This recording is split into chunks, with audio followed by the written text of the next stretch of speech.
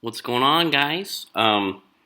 First of all, just want to say, hey, shout out everybody who checked me out. I appreciate it for coming and looking at the video. First of many, I got a lot to say. I got shit on my mind, and um, I don't know. It was a heavy first one because it needed to be. I don't know because I wanted it to be, but I think today I want to kind of dial it down a bit, just to show my range. I don't want to only do the serious, heavy stuff all the time. So I figured today we could talk about anime. That'd be pretty cool. Um, I think anime is super dope. Like I think it's had a profound, uh, lasting impression on my uh, journey to kind of understand philosophy and other worldviews. I think it is in many it's overrated for the wrong reasons, and it's underrated for misunderstanding it. I don't know, like it's just the genre of Japanese animation like that is so typically, I don't know, it's either people think it's dumb or it's too kiddie or it's too adult. What's really cool about Japan is that they kind of never really, we had like the sexual revolution in the 60s and stuff like that, and there was a time in our country where censorship was just rampant, and you could only find, like, during like the 50s and 60s, like you would only find these oddities, like the guy who wrote Conan the Barbarian and H.P. Lovecraft, like the Weird Tales series. Like these were like, comics were barely starting to become a thing, and so the medium of like animation and storytelling, it just never really caught on. But in Japan, that was just such a staple of their culture. And while they were like while we massively censored ourselves, with regard to like things like adult content, and not just strictly sexual, but like horror as a genre. Like that's why you'll, like, if you look into anime or anything, uh, just the Japanese horror scene is particularly like, oh, like, oh, that's fucked. Like they go hard in the paint because they didn't meet the resistance that we culturally did in America. So there are, and because also they weren't really extremely influenced by things like Christianity to the extent that America has been. It offers real challenging and interesting worldviews. Like it's not just cartoons. It's not just flashy fights. There is typically like very dope philosophy and a real challenge to your worldview when it comes to anime that I think is really fascinating and really cool. So if you're not really into it, I don't know. I just wanted to talk about maybe some recommendations, to get started, to get your feet wet a little, to kind of feel it out, because it's, if you're not a subtitle person, then already right at the gate, you're missing out on, I mean, foreign film. Like, I mean, South Korea puts out some of the greatest, like, films around. They have for a while now. So really, if you're not a subtitle person, you're just, I mean, French film. I mean, you're already missing out on like, I don't know, entire worldviews, like, that you could really help you to get a better perspective on everything. And so to miss out on that is kind of a bummer. Um, so I think I have like five anime in mind. Um, I think the first one that I think that would really maybe open you up to like, oh, this is, there's something cool here. Is Death Note, because it has a fantastic English voice cast, and so yeah, if you don't really handle the all of the subtitle stuff that well, this will, it's very approachable, very easy to grasp, and it's a far out concept, but basically this high school student, this prodigy, this genius young student stumbles upon a notebook, that these Japanese gods of death get to use. It's kind of like death, with a sickle going around. If death had the ability, like the way death worked was that he wrote names in a book and they would die. Basically, that book gets dropped, and this brilliant kid finds it and is able to, and he makes a deal with this god of death, to start writing names in the book, and so it's kind of like, what if you had the power to take life, with a sense of justice, with a sense of like wanting to root out all the corruption in the world. What, I could, I bet there's some pretty shady stuff that particularly in America, I think people would go after like Congress or something. You know what I mean? Like, so it kind of goes down that avenue where you're like, oh, like, what would it be like to, and then it becomes this amazing cat and mouse detective story. So it's brilliant. Yeah, that's a really good one to start with. The other thing, what I really like about anime, and particularly as it relates to like philosophy, they there are a few that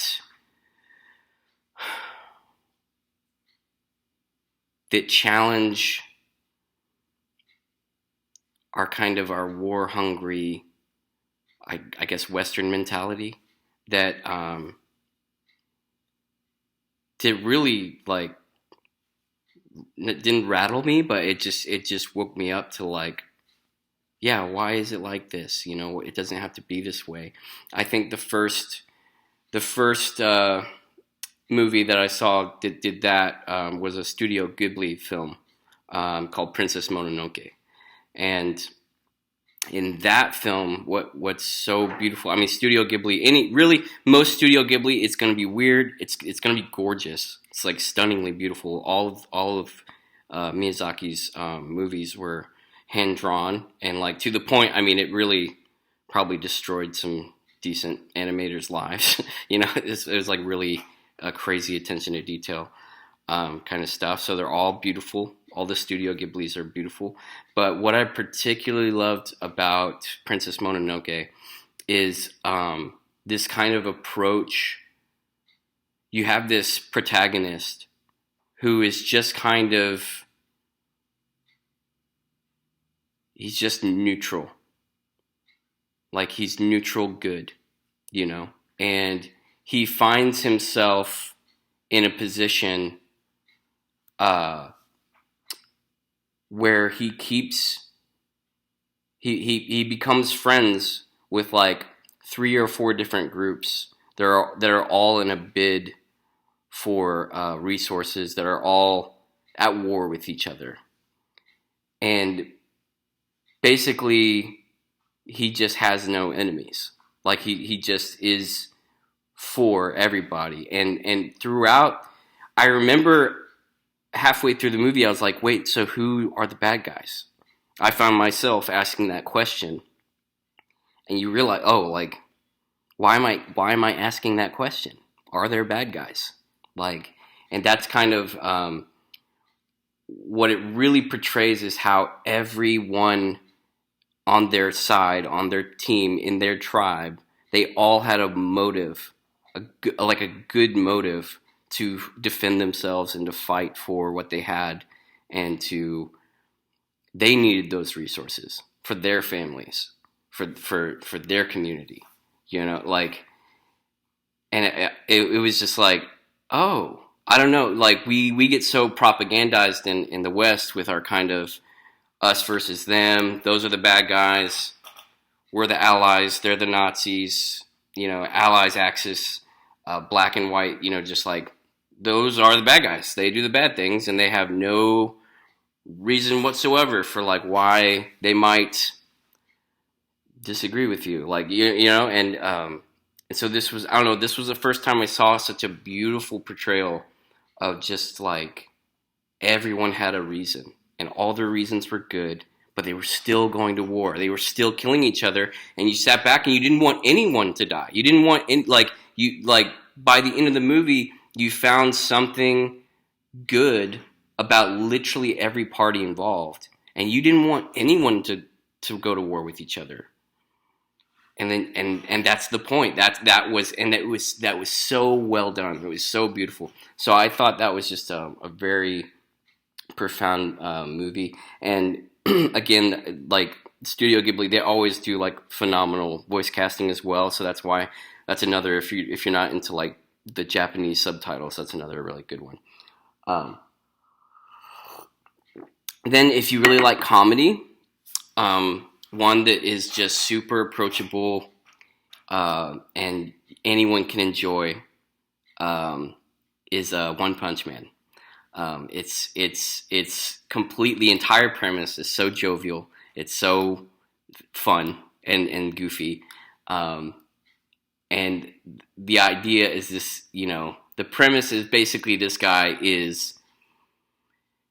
he kills everything in one punch. And it really explores, and honestly, it's like anyone who ever typecasts or anything for Superman ever again should take notes on like, hey, explore this. Like, why has Superman never dealt with any of these problems? Dealt with this kind of existential angst for like, I'm unstoppable. What's the point? Like,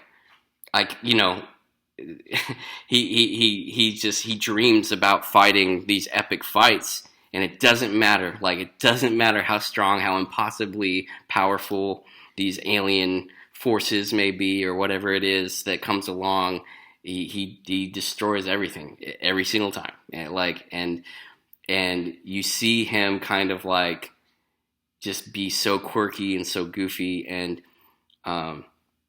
so it is so well written and so hilarious and animated. Like, fight scenes are animated amazingly. So that, I feel like, yeah, if you want a good entry for comedy, then One Punch Man is just amazing. The next one, as I was thinking of, is one that's really special to me. It was something my wife and we watched together and just like fell in love with. We just thought was so great. Was this show called Hunter x Hunter, and it just has probably one of the sweetest friendships. It makes me think of my childhood best friend. Shout out James, love you, bro. It makes me think of just that sweetness and that innocence, those childhood summers that can never be taken away, that can never be those memories, like, riding bikes in your hometown, backyard football, summer video games, just summer nights, man, just being a kid in your hometown, playing with your friends. So it captures that sweetness.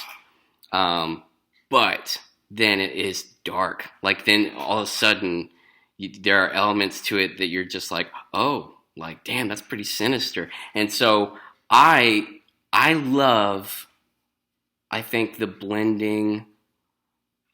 I love the gray in morality. I think Breaking Bad is such a brilliant show for that blending and murkying of the water, that where it challenges you as a viewer to kind of set the clock for your moral compass, where you yourself are like, oh yeah, yeah, that's damn, I don't know, where you have to, I like shows that blend sweetness and dark.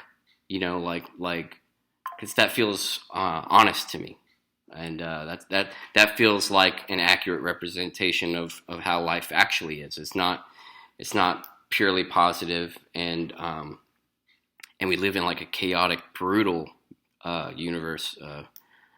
Like I don't know if you've ever like gone on Reddit to that channel. Nature is metal. It's like, oh fuck, dude. I don't particularly like it, but it reminds you we're so kind of sanitized from like the really the brutal side of nature. Nature Channel tends to turn away. It just kind of shows, the hyena with a red face afterwards. But that Nature is metal shows them like, ripping a crocodile ripping the fucking nose off a zebra. It's just like, whoa, dude, like, god damn, it just hits you so hard. What I like about Hunter x Hunter is like it blends that sweetness and that childlike, non-judgmental approach, with survival level stakes, life or death stakes, and then eventually, like the first 2 or 3 arcs are amazing, and then this really controversial arc that a lot of some fans even don't like it, but it's like got mixed feedback. The Chimera Ant arc, I think it's fucking brilliant. I love it. I think it's the coolest thing. It's so brutal. It's so awful. But I think there's a lot of symbolism and a lot of great metaphor for how we're going to deal with artificial intelligence in the coming years. I think there's great commentary on things like nuclear warfare. I think there's such brilliant insight into evolution and artificial intelligence, that the savagery of it, that side of it that's just like, and I don't know what it would be like for humans to be back in the food chain. We forget that we are in it sometimes, and till that dingo eats the baby. But fuck man, I'm just so glad we're out of the food chain. God, wouldn't that be awful? Like, you know what I mean? Like that we're mostly out of it. Like we're in it, but we're kind of taking these bears down. So Hunter x Hunter, I think if you that one, you're cheating yourself if you're watching it in English. You have to listen to it. It's way funnier, way more. It just lands better. Like, and all the voice actors are way better in the Japanese version. So that one, I would say, you must use subtitles for that one. It has an excellent power system. In a lot of these shonen animes, the fighting animes, there's typically they're elaborate rules and these kind of power systems.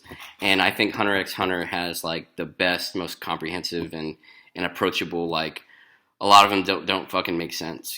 Like there's this new anime out called Jujutsu Kaisen that's just like, the fuck is this? Like, it's so convoluted and ridiculous. I thought I was gonna like that one more. I'm probably like, there are probably anime people who are like, you don't like it. I do like it, but it's it's not like, I hate that there's virtually no character building or anything. Just like, oh, Gojo's cool. Like, I don't. It's just, to people that know. But hey, hot take. Hunter x Hunter, that's a great one. I think my current favorite one right now, and I didn't watch it for a long time because it was such like felt like a hype train thing. It's Demon Slayer. And the reason I love this one is because of that complexity. It's animated beautifully. I think aesthetics is a big deal for me. Like, I love like 90s anime where it was mostly hand drawn. That retro anime art style is like hard to get away from. I don't like the new. I don't know if it's probably just cheaper and easier to do. like the 3D blocky kind of like shows like Baki. So lame. Um, I just hate that animation style so much. Like, I'm not a big Troy Baker fan. I think he's so pretentious. I don't know. He's hard. He's hard that, like, if you listen to him in the reviews and stuff, it's like, oh my god, the L.A. just L.A. You know, it's just God. It's unbearable. So I don't know. That one is hard to watch. I don't want to get too much into that one. But Demon Slayer. What's cool about Demon Slayer is, yeah, it's animated brilliantly, but I love the empathy and the love. I love a protagonist that outloves everybody. That is so warm. That is so kind. But is like growing stronger and stronger and stronger. Like in an earnable way. In a way that's like, you know, this dude doesn't just have a secret power and is just awesome all right away. Like, there's a solid hero's journey. There's a solid progression and like trials that he overcomes.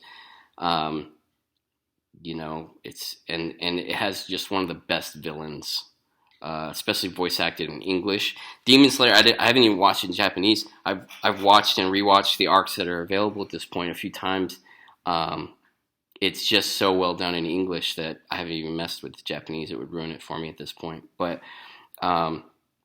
it's kind of set in this world where, you know, demons exist. But they're essentially vampires. They're vampires, essentially. And there's this organization of sword-smithing, sword-bearing kind of people called Demon Slayers that try to take them out. And, you know, so it has this whole power system built around breath and breathing, and that I think is pretty cool. If you ever start getting into like mindfulness meditation and breathing, I don't know, there's something that's like, oh, that's kind of cool that they ran with something like that, you know. So that one's easy to understand. It's convoluted as fuck, but it's like, oh, they're breathing like with intention, like that already in real life. That kind of feels sometimes like a superpower. If ever you come out of a mindfulness meditation, you know, for like 20 minutes, you instantly notice the like, whoa, like I feel good, like that, you know, like wow, that it feels almost like a superpower in itself. So I thought it was really cool that someone came along and did something like that.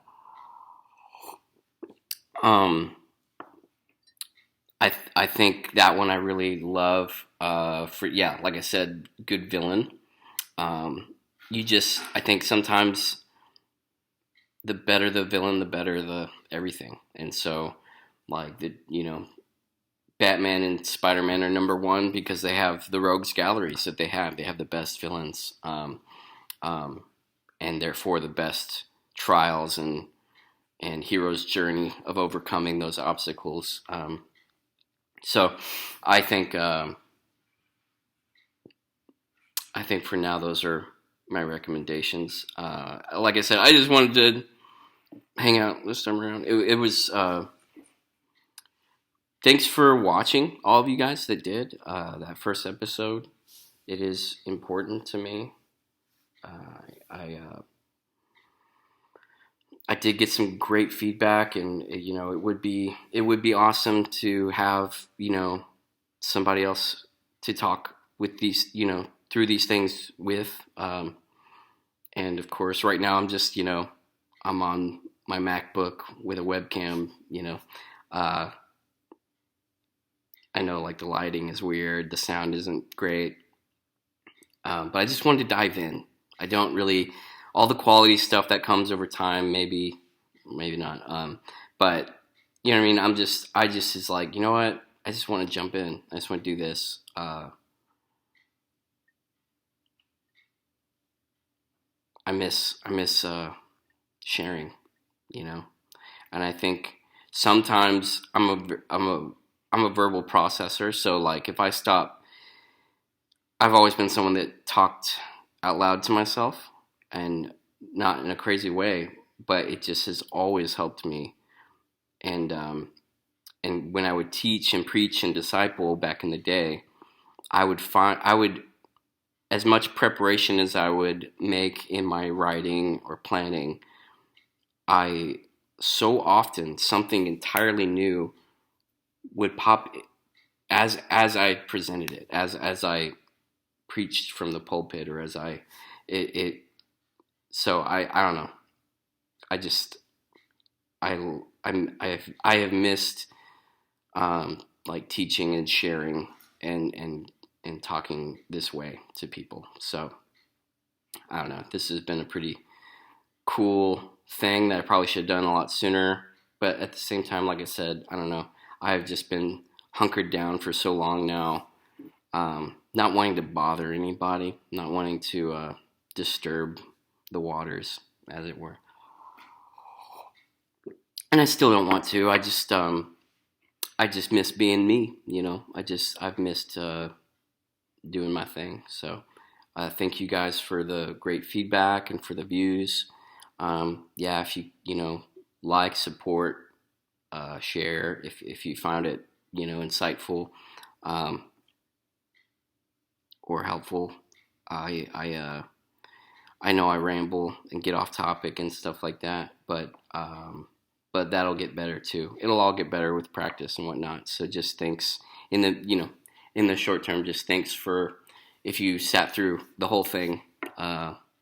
Appreciate it. It means a lot.